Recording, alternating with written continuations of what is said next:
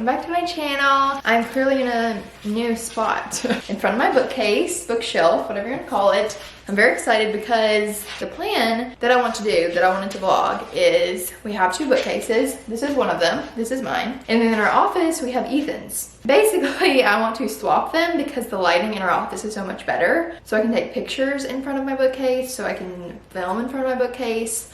All those kind of things. I can't really do that here. As you can see, I have the light on and it's not that great. So the sun comes in that room and we're gonna swap them. But in order to do that, we're gonna have to take everything off the bookcase on mine and on his, and then do the switcheroo by moving this furniture. So I also need to kind of clean off some stuff in our office in order to swap, but I thought I would vlog it because I love watching bookshelf videos. They're so fun. I have kind of accumulated a lot of books recently. The last time I've shown this, I didn't have this many books as I do currently. So, oh, also we probably should vacuum under it because it's probably absolutely disgusting.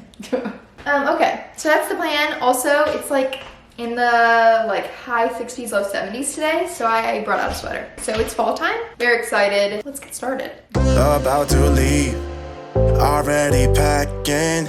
Come with me. I'm not really asking. We'll get away to a place where we don't know. About to see the world in action, what we can be, life with no distractions. We'll get away, this is what we waited for. Take my hand, we'll make it somehow. We can't miss out. I'm done living life with the lights out, die with my own doubt. Look at this lighting, it's so much better in here. So we did this switcheroo, an empty bookshelf and a floor full of books. So I'm going to put them on the shelf, and then I've actually decided I'm going to do a bookshelf tour and tell you every single book that I have on my bookshelf. I have some journals and stuff and Bibles, so obviously I won't do much with that, but I'll just tell you the titles of every single book that I own. So that's gonna be fun. I also have some books here. These are all Ethan's leadership books that do not fit in his bookcase. So I might try to put in mine. I don't know, I have a few that I really love. So we shall see. I might start doing like stacks and see if I can fit all of them because I'm kind of running out of room. But I think I'm going to organize it, try to put it on the shelf, and then I will show you the books that I have. Let's do it.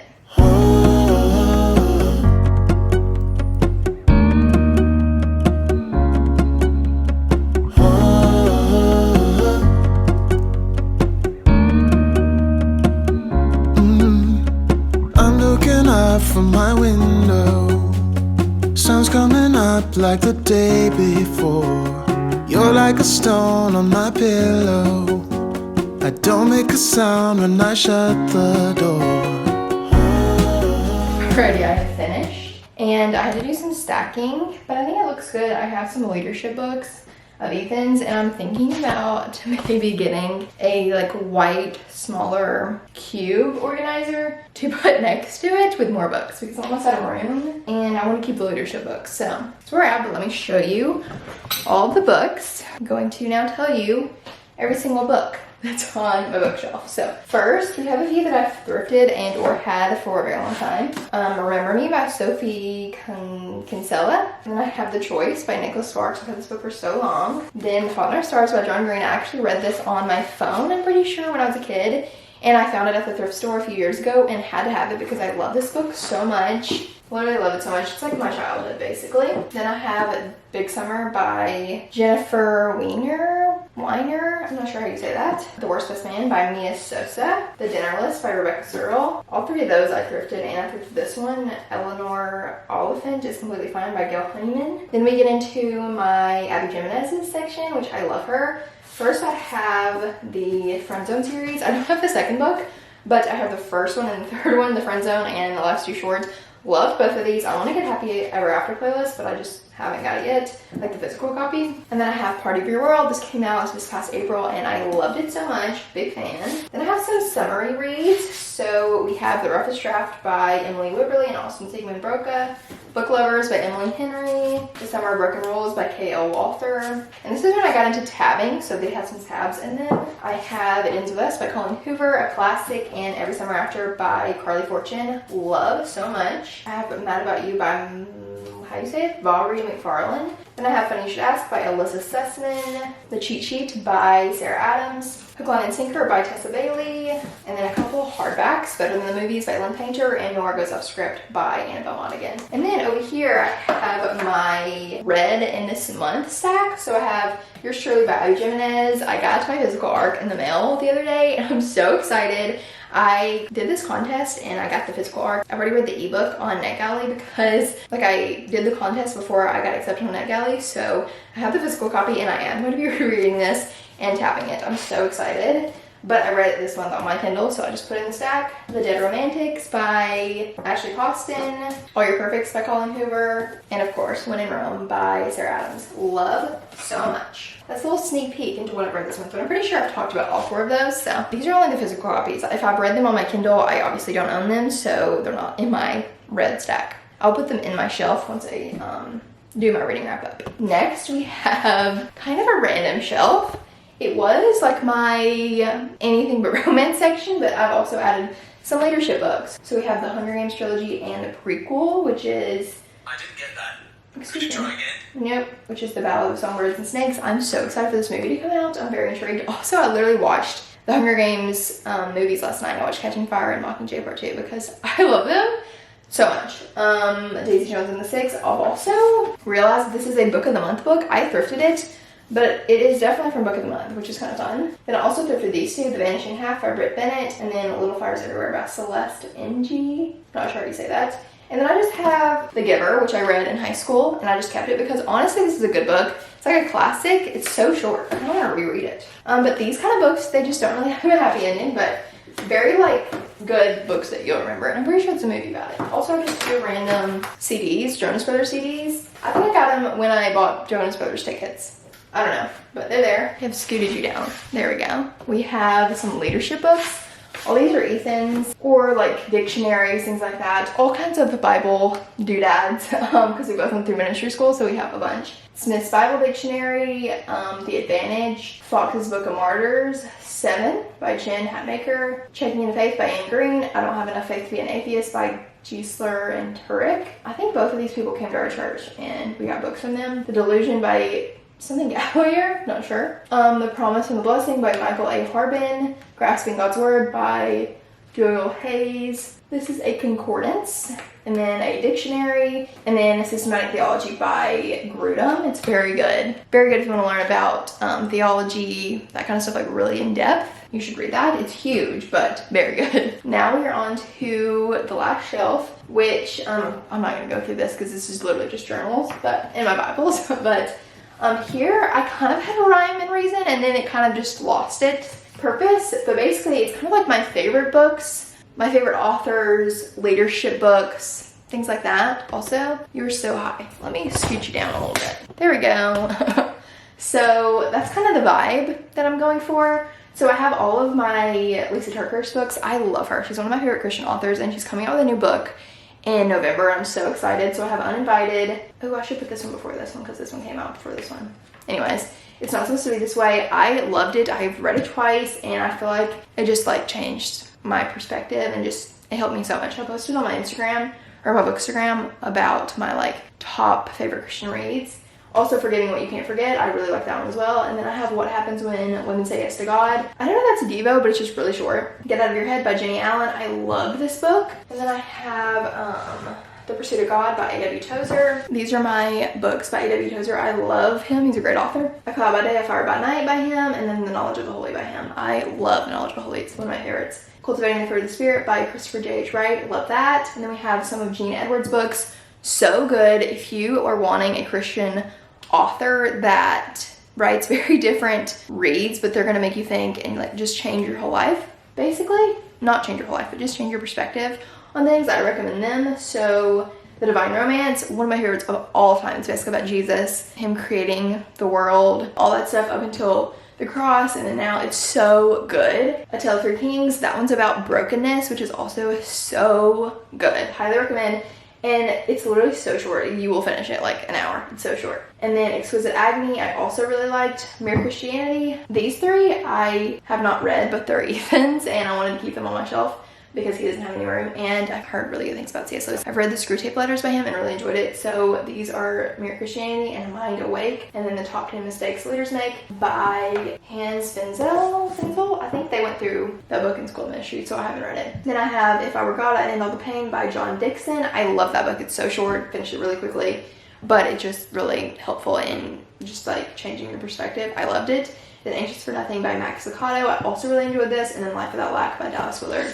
I really enjoyed this. I feel like I went through it pretty slowly, but I think that's kind of the point. So it's basically on Psalms 23, which is really good. And then here's more books. These are Ethan's as well. This is The Big Fisherman by, I'm not sure who. I think we borrowed this from somebody and never gave it back, so I'm sorry. The Four Wills of God by, I literally don't know. Dr. Emerson Eggerichs, The Way He Directs Our Steps and Frees Us to Direct Our Own. Interesting. I'm gonna put these two up here because they're also leadership books. So we're just changing things around. So this is The Bait of Satan by John Bevere and The Power of Humility by R.T. Kendall. If you're wanting to learn more about those things, offense and humility, I highly recommend them. We read them in school of ministry. I read them on my Kindle, but then I got the physical copies because I just love them so much. They're such good books. I would like reread them, and they're also huge though. I kind of hate the size of them compared to other books, but it's just so good. Like these are books that you would want to read if you want to dive deeper into your faith. They're not like surface level. So I really love them. Very helpful. And then I have Freedom of the Will by Jonathan Edwards. I have not read that either, but it's Ethan's. And then Can Man Live Without God by Ravi Zacharias. And then another one by Ravi Zacharias, Cries of the Heart, Bringing God Near When He Feels So Far. Sounds good. And then this one, I'm pretty sure our church gave us this, or gave it to parents. So my parents gave it to me for when I become a parent. It's Becoming the Parent God Wants You to Be by Dr. Kevin Lehman. I actually think they let me borrow it, but I just haven't read it, and here it is. So thank you, Mom and Dad. I will one day give this back. Made for This Moment by Maddie Pruitt. I love this book. It was very good. And then Magnolia Story by Chip and Joanna Gaines.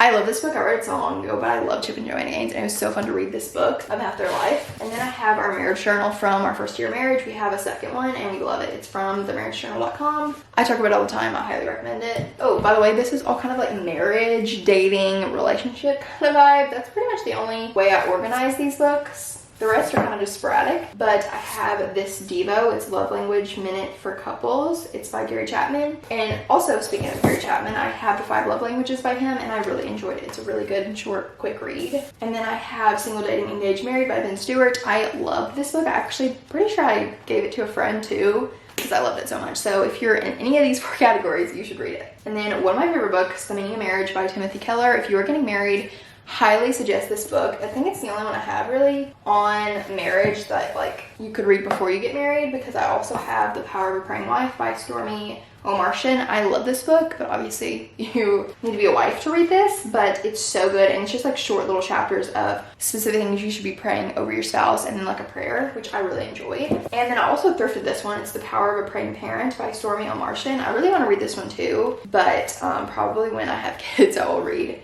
this one because it's by the same author and kind of the same style. This one is Lord, I Want to Be Whole by Stormy Omartian. Oh my gosh, the same author. I'm not really sure what it's about, but I thrifted it, so that's fun. And then this is 7 Days That Divide the World by John C. Lennox. This is the beginning according to Genesis and science.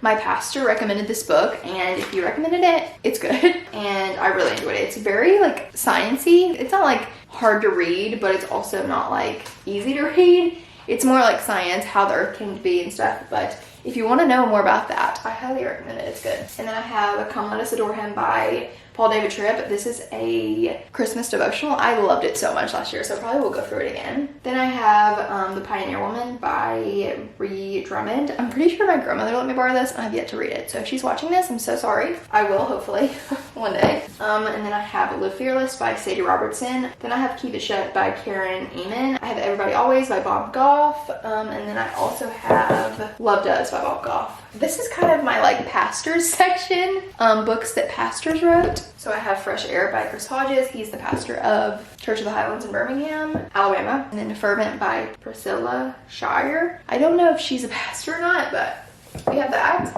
And then these three, I'm pretty sure are pastors. This is Chasing Daylight by Erwin McManus. I'm pretty sure he's a pastor of Mosaic. At least when this was written, he was the pastor of Mosaic. I'm assuming he still is. And then Jesus Is by Judah Smith. And then Faith Forward Future by Chad Beach, who is the pastor in LA. And I'm pretty sure Judah Smith's a pastor in Seattle. And then I have To Hell with the Hustle by Jefferson Bethke. I'm pretty sure he's a pastor too. Maybe not. They live in Hawaii, which is really fun. So I have that. And then these books I've had for so long that I'm pretty sure I was given for free at like conferences. So I have Multiply by Francis Chan. And then I have Take Hold of Your Dream by Jensen Franklin. He is the pastor of, what's it called?